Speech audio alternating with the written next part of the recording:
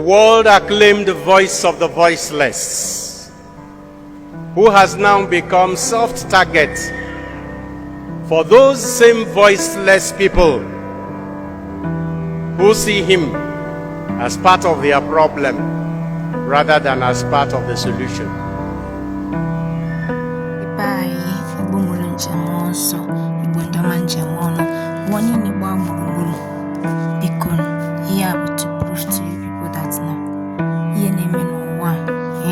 Especially this our country is getting out of hand. When I chunking from one night, okay, we do she need to this thing. The this way making then the madin but I have Nigeria. Get manage if can subscribe, comment, share, like I said.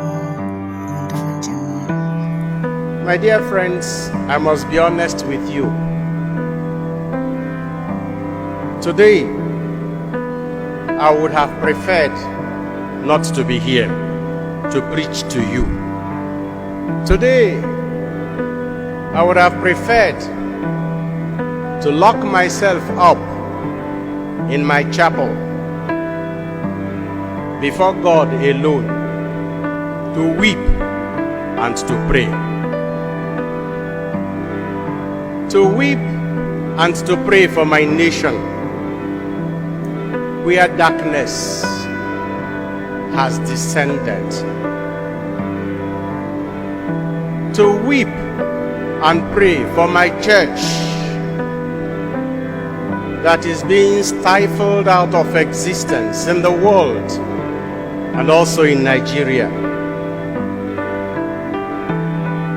To weep and pray for Deborah Emmanuel, who was killed because she found herself in a part of Nigeria she thought was home, but it wasn't. To weep and to pray for my brother and friend, Bishop Matthew Hassan Kuka, the world-acclaimed voice of the voiceless, who has now become soft target for those same voiceless people who see him as part of their problem rather than as part of the solution. To weep and to pray for the poor, miserable murderers of Deborah, who have been left uneducated and unemployed deliberately so that they can be manipulated, brainwashed, and instrumentalized for political ends by religious bigots and political egoists. To weep and to pray for people who should be leaders, religious leaders, who enjoy being ambivalent in the condemnation of evil when it is perpetrated by one of them.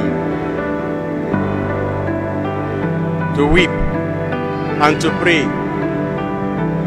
for our political leaders, under whose watch this nation has crumbled, and they keep looking for whom to blame for the mess in which they have put all of us. I would have preferred not to be standing before you here now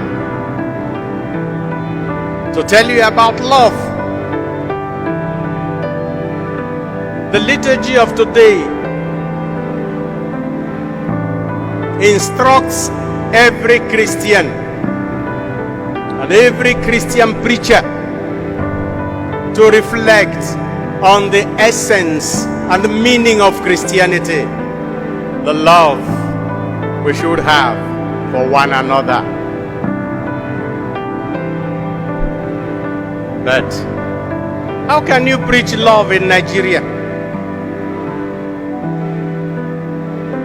How can you preach love in a country where violence has become a rule? Where hatred and intolerance have become norms rather than exception? Where corruption has become a culture and a tradition? Where impunity has become law? Where the government feels so helpless that it is now appealing even to religious leaders to talk to non-state actors so that they will not make this security situation in our country worse. Those were the words of the Vice President of Nigeria while he was speaking to all Catholic bishops of West Africa gathered in a meeting in Abuja. He addressed us 2 Tuesdays ago. And we are wondering how a presidency could publicly admit that they have lost control, that they have left the ground so free and the country so lawless and so stateless that non-state actors now take over the entire country, not only in Sokoto and Kaduna, and on the highway between Kaduna and Abuja, or between Abuja and Lokoja and Nsukka, but throughout the country. How can you preach love in Nigeria? In a country where those who want to follow the rule of law are regarded by the rest as weak. How can you preach love in Nigeria? In a country that claims not to have any state religion, but constantly places a religion in an unhealthy advantage over others. How can you preach love in Nigeria,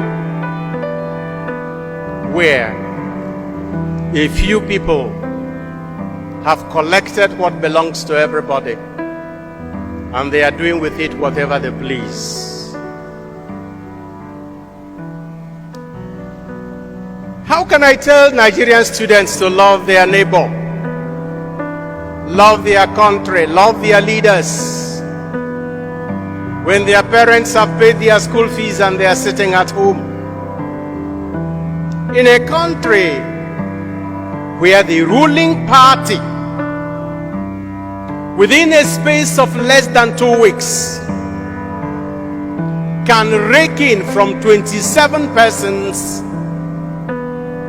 26.3 billion naira collected as fees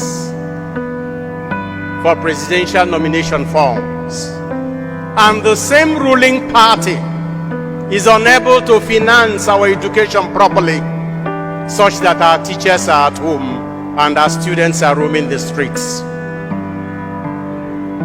How can you preach love in Nigeria, in a country where members of ASU, hear me well, members of the Academic Staff Union of Universities in Nigeria have collaborated with INEC to install misfits in power in this country because they have collected money. All the electoral officers who installed the present ruling class in Nigeria are professors of our universities, members of ASU. And INEC chairmen for many decades have been members of ASU. And whom are we blaming? How can you preach love in Nigeria, in a country where forgiveness is regarded as weakness? In a country where when you bring the light, you are accused of exposing darkness. in a country where when you love, you are seen as being stupid. I would have preferred to stay at home and weep and pray for this.